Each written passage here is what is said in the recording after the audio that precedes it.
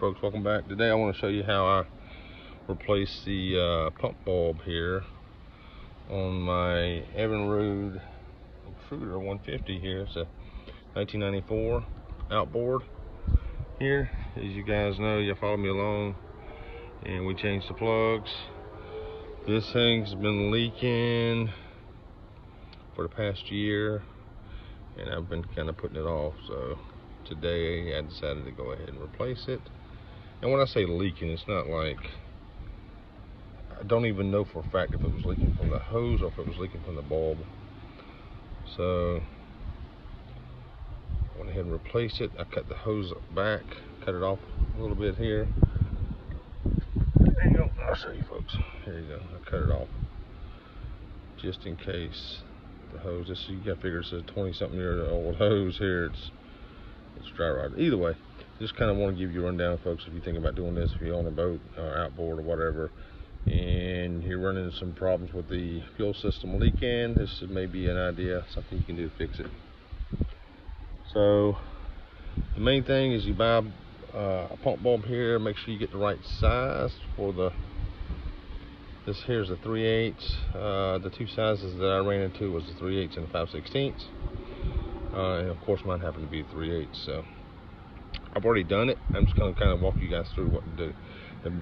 The biggest thing you got to remember to do, or the most important thing you got to remember to do, is make sure you line this arrow up here with the way that the fuel flows. So when you pump it, that's what it does. The thing here is you make the pump fuel into the engine, the carburetors. The fuel is going to be pumping the right way. So make sure you got that arrow pointing toward your engine. The arrow's got to point toward your engine there, folks, towards the carburetors. Make sure it's not pointing back toward the inside of your boat, toward the fuel tank.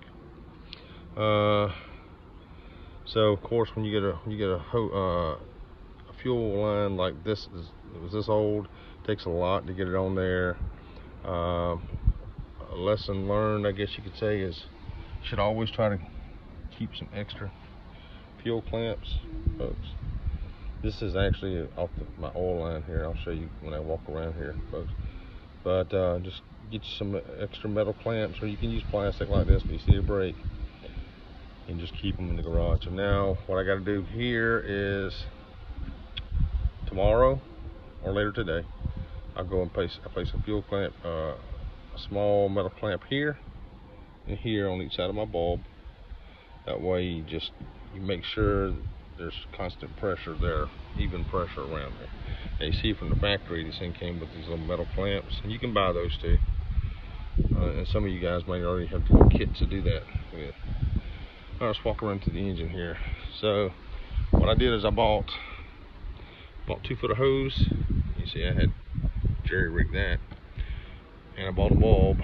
And these things aren't cheap, man. They're like 30 bucks for that bulb. So 2 feet is what I needed, and always buy, if you don't know exactly how much you need, make sure you buy more than you need. Well, you don't have to try to stretch it. And the fuel line goes from there, goes around, goes up in here, and once you get up in this thing here, if you got the same type of engine or motor, you probably need to get you a screwdriver like this, a Phillips head, and feed it down in here, because there's some little lips right around in here that the hose catches on, and it'll catch it, and you just got to feed it down, feed it into the hole of the hose, move it over, and it'll feed right over. There's one of those clamps I was telling you folks about. What I did is I put this on my oil line, because this came off my oil line. And if you know anything about these 2-stroke outboard engines, folks, that oil line is the most important thing, because if this thing slips off or whatever, it stops feeding oil to this engine, that alarm don't go off, then this thing will burn up basically. And then down here's my fuel line. That's the clamp that came with that. I put it back on there.